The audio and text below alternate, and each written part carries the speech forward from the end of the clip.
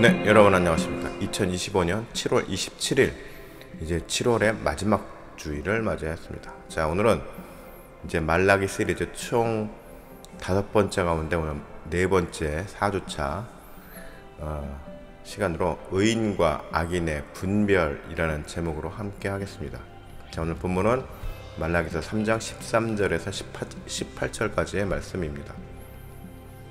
13절 여호와가 이르노라 너희가 완악한 말로 나를 대적하고도 이르기를 우리가 무슨 말로 주를 대적하였나이까 하는도다. 14절 이는 너희가 말하기를 하나님을 섬기는 것이 헛되니 만군의 여호와 앞에서 그 명령을 지키며 슬프게 행하는 것이 무엇이 유익하리요. 15절 지금 우리는 교만한 자가 복되다 하며 악을 행하는 자가 번성하며 하나님을 시험하는 자가 화를 멸한다 하노라 함이라.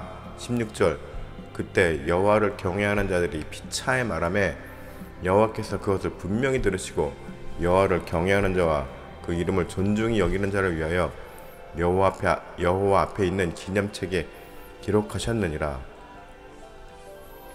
17절 만군의 여호와가 이르노라 내가 정한 날에 그들을 나의 특별한 소유로 삼을 것이요 또 사람이 자기를 섬기는 아들을 아낌같이 내가 그들을 아끼리니.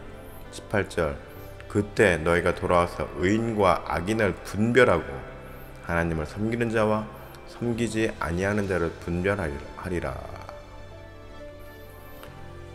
그리스도인들이 복음을 받아들이고 예수 그리스도를 구주로 믿으며 산다는 것은 예수 그리스도께서 이 땅에서 펼치신 복음의 정신을 계승하겠다는 의미입니다. 그렇기 때문에 이러한 관점과 기준으로 생각했을 때 교회 안에서도 그리스도인과 비그리스도인을 쉽지는 않지만 어렵겠지만 구분할 수 있는 기준은 생기게 됩니다. 지금 당장은 알곡과 쭉정이를 분별하기 어렵고 또 우리들의 능력으로는 완전히 구별하는 것 자체가 사실 불가능하다고 말할 수 있지만은 마태복음 3장 12절에 이런 말씀이 있죠. 손에 키를 들고 자기의 타작 마당을 정하게 하사 알곡은 모아 곳간에 들이고 쭉정이는 꺼지지 않는 불에 태우시리라. 누가복음 3장 17절에도 동일한 말씀이 있는데, 자, 언젠가는 주님께서 이를 확실하게 구분해서 심판하시기 때문에 이에 소망을 갖고 준비를 잘하는 신앙인이 되어야 한다는 것입니다. 우리들이. 그래서 오늘의 본문을 통해 분별의 기준을 구체적으로 살펴보도록 하겠습니다. 자, 13절 여호와가 이르노라 너희가 완악한 말로 나를 대적하고도 이르기를 우리가 무슨 말로 주를 대적하였나이까 하는도다. 유대인들은 아브라함 때부터 하나님의 언약의 유산으로 선택된 백성들입니다. 즉 하나님의 성실하심으로 체결된 아브라함과의 약속의 산물인 셈입니다. 그렇기 때문에 유대인들은 태생적으로 하나님의 은혜를 입은 자들이라고 말할 수 있습니다.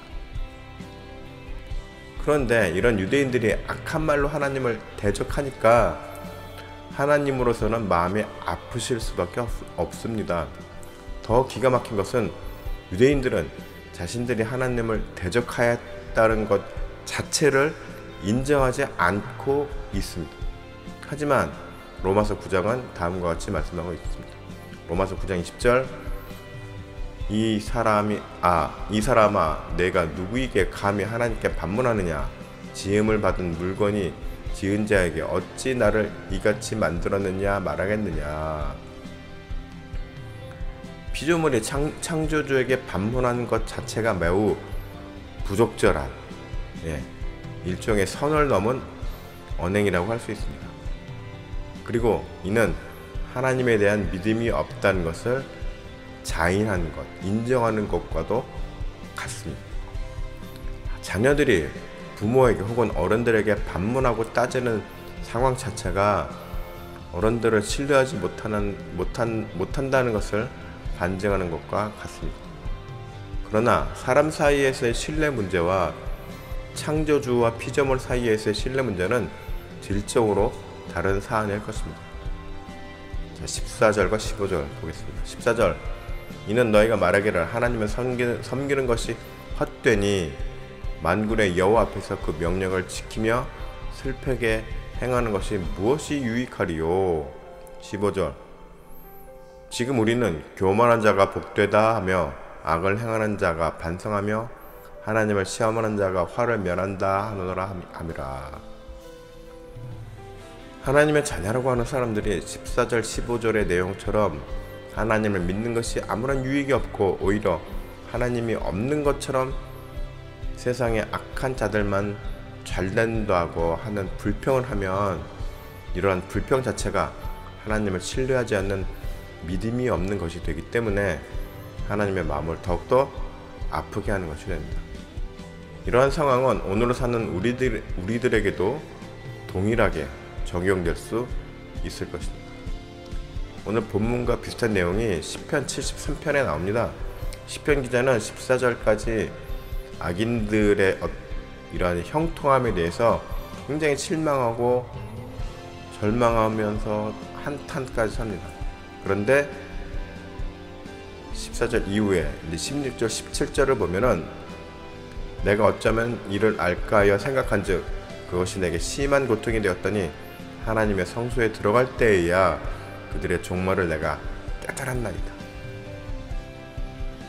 자, 보면은 17절에서 비로소 깨달음을 얻는데 중요한 것은 하나님의 성소에 들어갈 때 비로소 깨달음을 얻었다고 고백을 합니다.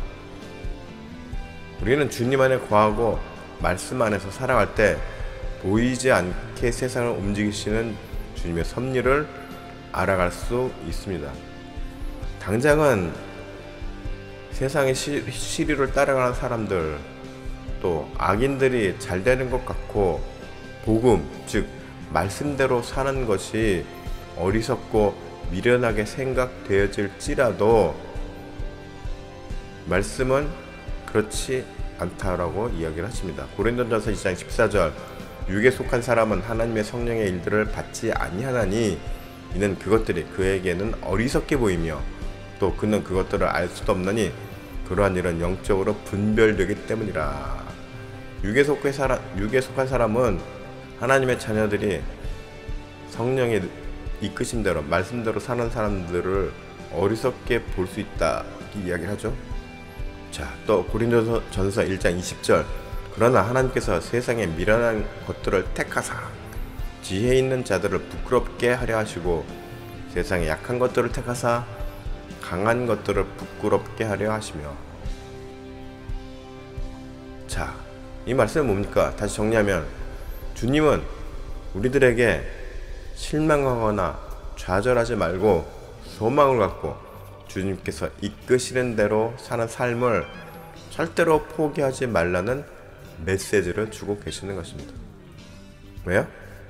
우리들이 세상에서 비록 미련하게 보이는 삶을 살지라도, 굉장히 아둔하게 보이는 삶을 살지라도, 그래서 정말 세상적으로 봤을 때 정말 초라하고 힘 없이 아무도 주목하지 않는 외면받는 그런 상황 속에서 이렇게 살아가는 것처럼 보일지라도 절대로 거기에 위축되지 말라고 하시는 것입니다.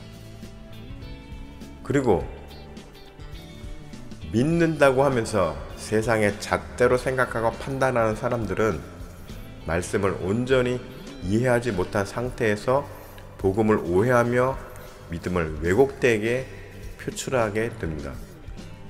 믿는다고 하는 사람들 중에서도 이렇게 복음을 오해하고 믿음을 왜곡되게 표출하는 사람이 있는데, 그런 사람들은 어떤 사람들인가요? 네, 복음을, 말씀을 있는 그대로 받아들이지 않고 세상의 시류대로, 세상의 잣대로 말씀을 해석하는, 자기 편의대로 해석하는 사람들이 이렇게 나타난다는 것입니다. 이렇다 보니 이 세상에서의 성공, 권력, 재물에 대해서 과도한 가치를 부여하게 됩니다. 교회를 다닌다고 하면서 예수님을 믿는다고 하면서 그리고 이런 성공, 권력, 재물을 추구하고 얻는 것이 마치 성경에서 말하는 성공인 것처럼 복음을 왜곡하는 것임을 우리는 잘 분별해야 하는 것입니다. 분별한다는 것이 무슨 뜻일까요? 세상 물정에 대한 바른 생각이나 판단을 하라는 것입니다. 자, 16절 그때 여호와를 경외하는 자들이 피차의 바람에 여호와께서 그것을 분명히 들으시고 여호와를 경외하는 자와 그 이름을 존중히 여기는 자를 위하여 여호와 앞에 있는 기념책에 기록하셨느니라. 본문의 16절 말씀으로 성도들은 현재 삶의 가치를 두기보다 장차 올 주님의 나라에서 받게 될 심판에 더 큰 가치를 둘 수 있게 되는 것입니다. 계시록 12절을 보면 계시록 20장 12절을 보면 또 내가 보니 죽은 자들이 큰 자나 작은 자나 그 보좌 앞에 서 있는데 책들이 펴 있고 또 다른 책이 펴졌으니 곧 생명책이라. 죽은 자들이 자기 행위를 따라 책들에 기록된 대로 심판을 받으니 이렇게 되어 있는 것이죠.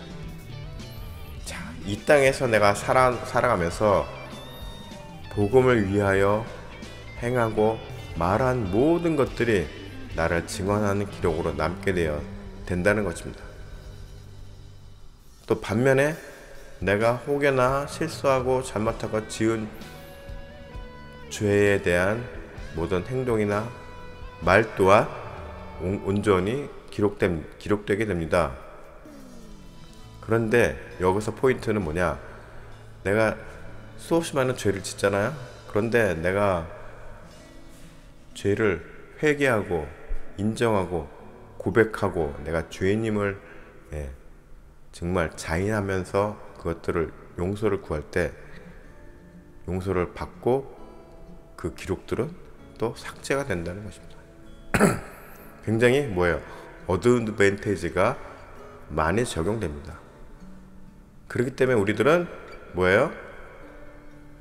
이 세상에서 회개 기도를 많이 하면 할수록 미리 그 고백을 함을 통해서 사함을 얻기 때문에 나중에 주님을 만났을 때 우리는 한결 가벼운 마음으로 주님을 대면할 수 있게 되는 것입니다. 하지만 악인들은 그 기록이 고스란히 남기 때문에 그 기록대로 심판을 받게 되는 것이죠.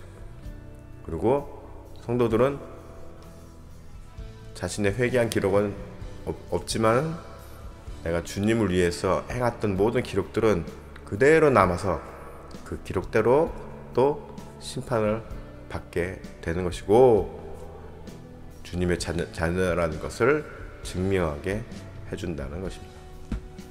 17절 만군의 여호와가 이르노라 나는 내가 정한 날에 그들을 나의 특별한 소유로 삼을 것이요 또 사람이 자기를 섬기는 아들을 아낌같이 내가 그들을 아끼리니. 자, 그리고 주님은 이렇게 복음에 합당한 삶을 살아온 성도들을 특별하게 생각하시며 아끼신다고 말씀하십니다. 데살로니가후서 1장 7절에서 10절까지 3절인데 한번 보겠습니다. 환난을 받는 너희에게는 우리와 함께 안식으로 갚으시는 것이 하나님의 공이시니 주 예수께서 자기의 능력의 찬사들과 함께 하늘로부터 불꽃 가운데 나타나실 때에 하나님을 모르는 자들과 우리 주 예수의 복음에 복종하지 않은 자들에게 형벌을 내리시리니 이런 자들은 주의 얼굴과 그의 힘의 영광 떠나 영원한 멸망의 형벌을 받으리로다. 그날에 그가 강림하사 그의 성도들에게 영광을 받으시고 모든 믿는 자들에게 놀랍게 여김을 얻으시리니 이는 우리의 증거가 너희에게 믿어졌습니다. 자, 이렇기 때문에 이런 말씀들로 인해서 늘 우리들에게 메시지를 주시기 때문에 우리들이 이 말씀을 붙잡고 갈 수가 있는 것이죠. 자, 18절 그때 너희가 돌아와서 의인과 악인을 분별하고 하나님을 섬기는 자와 섬기지 아니하는 자를 분별하리라. 자, 주님은 주님의 날이 왔을 때 예수 그리스도의 공의가 완성되는 것을 만천하에 드러내실 것입니다. 그것은 의인, 즉 하나님을 잘 섬긴 자와 악인, 하나님을 섬기지 않은 자에 대한 구분이고, 그 구분에 따른 합당한 판단이 되는 것입니다. 로마서 2장 5절에서 6절까지 보면, 다만 내 고집과 회개하지 아니한 마음을 따라 진노의 날 곧 하나님의 의로우신 심판이 나타나는 그날에 이 말 진노를 내게 쌓는도다. 하나님께서 각 사람에게 그 행한 대로 보응하시되 라고 말씀하시죠. 내 고집과 회개하지 않는 마음을 따라. 악인들은 결국 이 성향 때문에 심판을 받게 되는 것입니다. 그러니까 우리는 어떻게 돼요? 고집을, 나의 아집을 내려놓고, 나의 아집이 있다는 것은 뭐예요? 교만하다는 거거든요. 교만. 그러니까 나의 교만함을 내려놓고 주님께 나의 부족함을 고백하고 돌이켜야 된다는 것이죠. 그리고 이렇게 합당한 판단에는, 주님의 판단에는 잘못을 돌이키지 않는 자들과 복음을 따르며 살아온 성도들의 행위대로 칭찬과 보응이 있을 것이다 라는 것입니다. 자, 이 말씀이 새로운 거냐? 아니죠. 구약에서부터 신약 계시록에 이르기까지 성경 곳곳에 너희들의 행위대로 심판할 것이라는 구절들이 수도 없이 반복해서 나옵니다. 여러분들이 성경 읽다 보면은 아시겠지만, 이렇게 너희 행위대로 보응을 하겠다는 말씀이 정말 구약과 신약을 막론하고 수시로 나와요. 이게 무슨 말이죠? 제가 늘 말씀드리지만, 성경에서 어떤 동일한 구절이 반복될 때 그것은 굉장히 강조한다는 것이라고 말씀드렸죠. 뭐야? 이것은 몇 번 이렇게 반복되는 것을 떠나서 수도 없이 반복이 돼요. 강조돼요. 막 여러 말씀에서 나와요. 이건 뭐예요? 반드시 그 말씀대로 이루어질 것이라는 것을 매우 강하게 강조하고 있는 것임을 우리는 알아야 하는 것입니다. 결국 뭐예요? 하나님의 심판의 때는 반드시 역사적으로 올 것이라는 말입니다. 그때가 비록 내가 살아 생전에 그 역사가 이루어질지, 죽은 이후에 영으로서 이루어질지는 모르지만, 하지만 그 심판의 때는 인류의 역사적으로 오게 된다는 것입니다. 그 날에 대한 소망을 잃지 말고, 또 현재의 삶이 어렵다고 포기하거나 좌절하거나 절망하지 말고, 설령 너무 힘들어서 포기하고 싶거나 거의 반쯤 절망하고 무너졌을지라도 다시 하늘을 보고 주님을 바라보고 부르짖고 외치면서 일어서야 되는 것입니다. 반면에 현재의 삶이 풍족하고 평안한 삶이라고 해서 자만해서도 안 됩니다. 그게 내가 지금 평안하고 참 풍족하고 이렇게 살아가는 것이 주님의 축복이야 라고 거기에 안주해서는 안 된다는 것입니다. 왜냐하면 하나님께서는 끊임없이 자신의 자녀들에게 뭐를 줘요? 시련을 줘요. 시험을 줘요. 왜요? 믿음이 더욱더 곤고해질 수 있도록. 그런 때가 몇 번이 옵니다. 그런데 그런 게 내가 믿음 생활 한 번도 안 왔다? 그건 오히려 더 두려워해야 되는 것입니다. 두려워하면서 하나님 저에게는 왜 이런 일이 없을까요? 라고 반문해야 됩니다. 혹시 나는 하나님으로부터 유기된 것이 아닐까? 그래, 너는 네 뜻대로 살아라. 이런 의심을 해봐야 되는 것입니다. 그렇기 때문에 늘 텐션을 갖고 우리는 말씀에 주목하면서 메시지에 집중하면서 살아야 되는 것입니다. 어떠한 환경이 있든지 오로지 복음대로 살고자 하는 각오가 필요한 것입니다. 그렇기 때문에 내가 현재 풍족하고 평안한 삶 가운데 있을지라도 복음대로 살고자 할 때에는 반드시 뭐예요? 그러한 삶의 변화가 따라오기 마련인 것입니다. 내가 복음대로 살고자 하는데 살려고 하는데도 변화가 없다? 이것은 내가 충분히 복음대로 살지 않고 있다라는 것을 또 반증하는 것입니다. 내가 복음대로 살고자 하는 것이 결국 나에게 주어진 나의 십자가를 온전히 짊어지고 감당하는 삶인 것이고, 이러한 삶을 계속 살겠다는 의지와 각오가 필요한 것입니다.